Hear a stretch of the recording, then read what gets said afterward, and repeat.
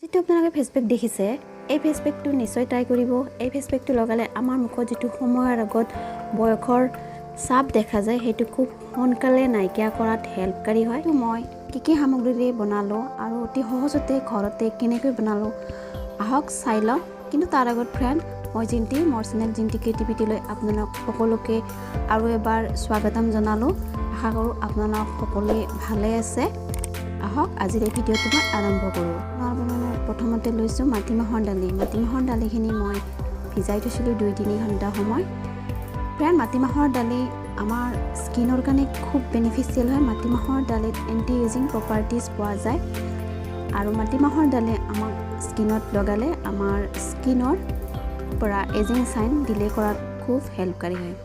মই দালিখিনি প্ৰথমে এটা মিক্সি জাৰত লৈ সুন্দৰভাৱে পেষ্ট বনাই ল'ম। এয়া চাওক মই মাটিমাহৰ দালিৰ সুন্দৰ পেষ্ট এটা ৰেডি কৰি ল'লোঁ।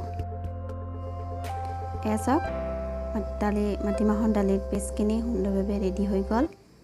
ফ্ৰেণ্ড মাটিমাহৰ দালিত এণ্টি এজিং প্ৰপাৰ্টি পোৱা যায় যি আমাৰ স্কিনৰ পৰা ৰিংকেল ফাইন লাইন আদি নাইকিয়া কৰাত খুব বেনিফিচিয়েল হয়। প্ৰথমতে মই এটা বাতি ল'ম আৰু এই বাতিত মই 3 চামুচ এনেদৰে মাটিমাহৰ দালি লৈ ল'ম। এয়া চাওক মই এনেদৰে মাটিমাহৰ দালি লৈ ল'লোঁ। এইখিনিতে ফ্ৰেণ্ড যদি ভিডিঅ'টো চাই ভাল পায় প্লিজ লাইক এটা কৰি দিব আৰু যদি চেনেলত প্ৰথমবাৰ আহিছে প্লিজ চেনেলটো ছাবস্ক্ৰাইব কৰি কাষত থকা বেল আইকনটো প্ৰেছ কৰি অল কৰি ল'ব। ইয়াৰ পিছত ইয়াত মিহলি কৰিম চাউলৰ গুড়ি। ফ্ৰেণ্ড ৰাইচ ফ্লাৱাৰ আপোনালোকে সকলোৱে জানে আমাৰ এণ্টি এজিঙত কিমান বেনিফিচিয়েল হয়। ৰাইচ ফ্লাৱাৰ লগে লগে আমাৰ স্কিনখনক টাইটেন আপ কৰাত হেল্পকাৰী হয়। স্কিনখনক ব্ৰাইটেন আপ কৰাটো খুব লাভকাৰী হয়। ইয়াৰ পিছত মিহলি কৰিম 1 চামুচ মৌ। মৌটো নেচাৰেল মইশ্চাৰাইজিং প্ৰপাৰ্টিজ পোৱা যায় যি আমাৰ স্কিনখনক কোমল কৰি ৰখাত আৰু দাগ ধব্বা আদি ৰিমুভ কৰাত খুব বেনিফিচিয়েল হয়। ইয়াৰ পিছত গোলাপ জল মিহলি কৰিম। গোলাপ জলো আমাৰ স্কিনখনক সতেজ কৰাত কোমল কৰাত খুব লাভকাৰী হয়। ইয়াৰ পিছত ইয়াত মিহলি কৰিম 3 চামুচ কেঁচা গাখীৰ।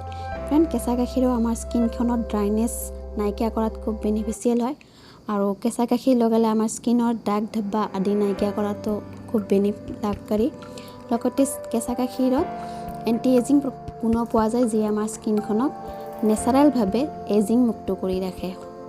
সামগ্ৰী মিহলি কৰি ভালদৰে এটা পেষ্ট বনাই ল'ম। এয়া চাওক সুন্দৰভাৱে পেষ্ট এটা ৰেডি কৰি ল'লোঁ।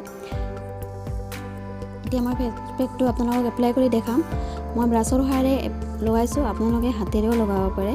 ফ্ৰেণ্ড এই ফেচ পেকটো লগাই আপোনালোকে 15 পৰা 20 মিনিট সময় ৰাখি দিব।